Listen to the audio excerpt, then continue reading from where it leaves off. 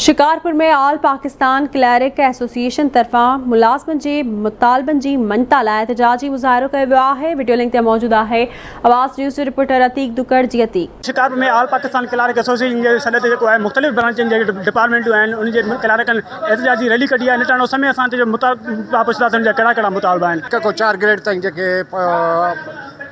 Appointment था कई वञे उहो डीसी साहब खे ॾिनो अथऊं पावर। बाक़ी असांजा जेके 18 19 ग्रेड जा ऑफिसर वेठा आहिनि त उहे कहिड़े कम लाइ वेठा आहिनि उहा असां सिंध गवर्नमेंट खे चवंदासीं त उहा शइ असांजे डिपार्टमेंट हर डिपार्टमेंट खे पंहिंजे ऑफिसर खे ॾिनो वञे त उहो पंहिंजे हिसाब सां अपॉइंटमेंट करनि। मुतालबा इहे आहिनि त सन कोटा फौरी बहाल कई वञे, यूटीटी अलाउंस बहाल कयो वञे।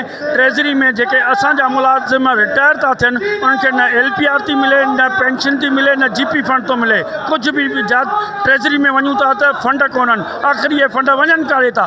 असांजा जा त मुलाज़िम रिटायर न थियनि उन्हनि खे फुल पघार ॾियो, जे रिटायर थियनि था त उन्हनि खे पंहिंजा पैसा ॾियो। हिन एहतजाज में तक़रीबन 22 डिपार्टमेंटियूं आहिनि जेके असां सां गॾु आहिनि। एहतजाज में असांजी घुर आहे, हुकूमत सिंध खां पुरज़ोर लफ़्ज़नि में घुर आहे त 1 खां 4 ग्रेड ताईं जेका अपॉइंटमेंट थी कई वञे उन में सियासी मुदाख़लत बंदि कई वञे, न त ॿिए सूरत में असां एहतजाज जो दायरो वधाईंदासीं। Drainage Shikarpur, education works, highway, buildings, health, municipality, public health, engineering, education, highway, तक़रीबन शिकारपुर जो जेके भी डिपार्टमेंट्स आहिनि उहे हिननि एहतजाज में शामिल आहिनि। छो जो इहा वॾी नाजाइज़ी आहे हिकिड़ी।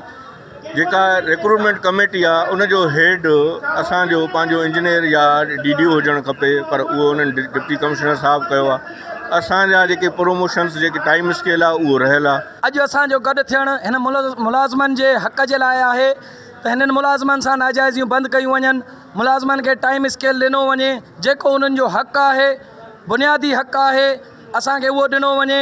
ऐं मुलाज़िमनि जेके कचा आहिनि, म्यूनिसिपल जा कचा मुलाज़िम आहिनि जेके 15 सालनि खां कमु करनि था उन्हनि खे पको कयो वञे।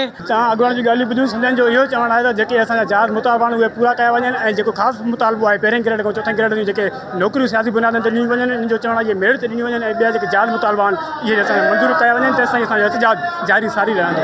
जी।